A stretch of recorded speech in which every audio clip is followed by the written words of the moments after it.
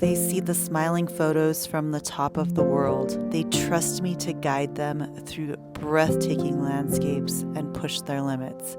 And honestly, most days I trust myself too. But then I catch my reflection and the doubts creep in. The body, still finding its footing 3 years after cancer.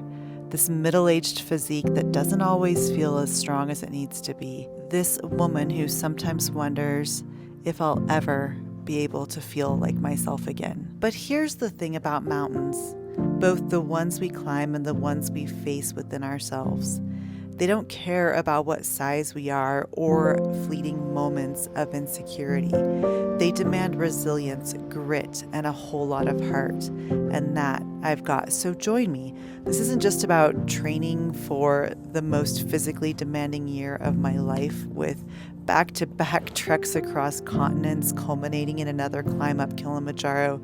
This is about getting real, about the struggles, the triumphs, and everything in between as I push this post-cancerous body to its limits and learn to truly embrace the strength I know I have, even when I don't always feel it. This is my journey, and maybe it's just a little bit of yours too. The truth is this.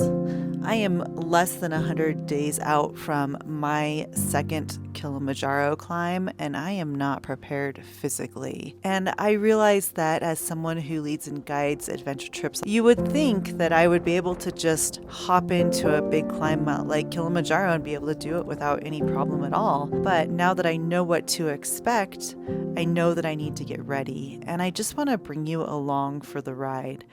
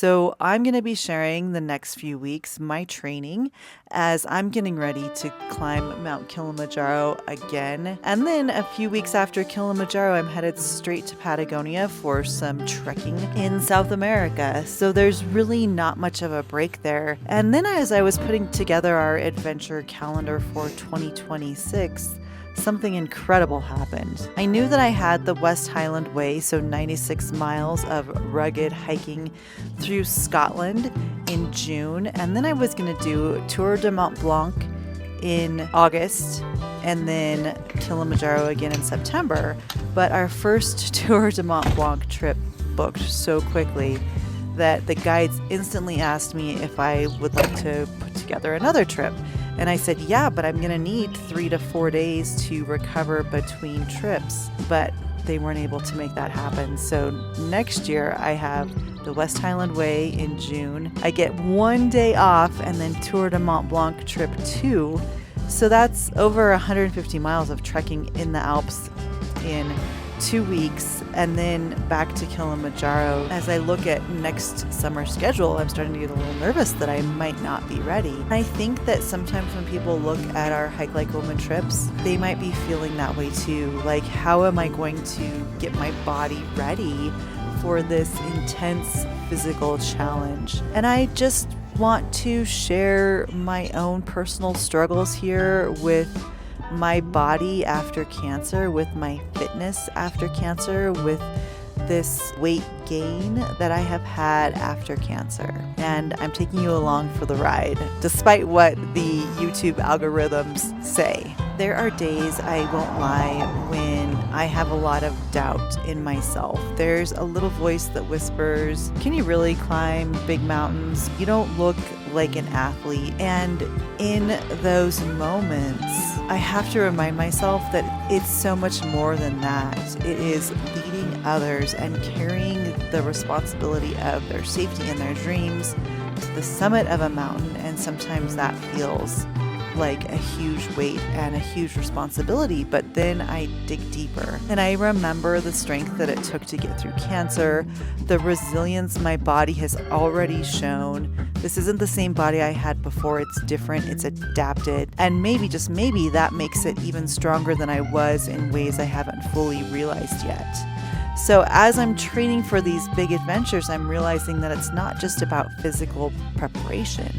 It's about mental fortitude. It's about reconnecting with this new version of me and learning to trust its capabilities. So that's what this series is going to be, as I share my workouts with you every single week, raw, honest updates on my training journey, the good days, the tough days, the moments of doubt, and hopefully the moments of triumph.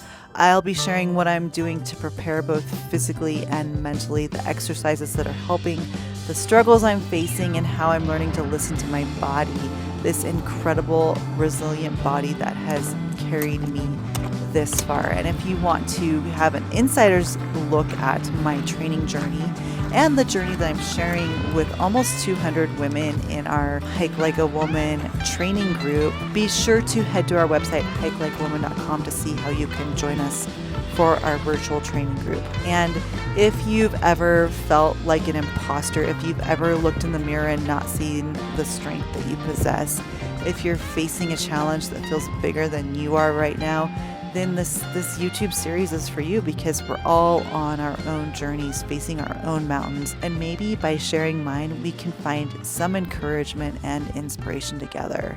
So hit that subscribe button. Join me as I prepare for the most physically demanding summer of my life. Let's see what our bodies are truly capable of.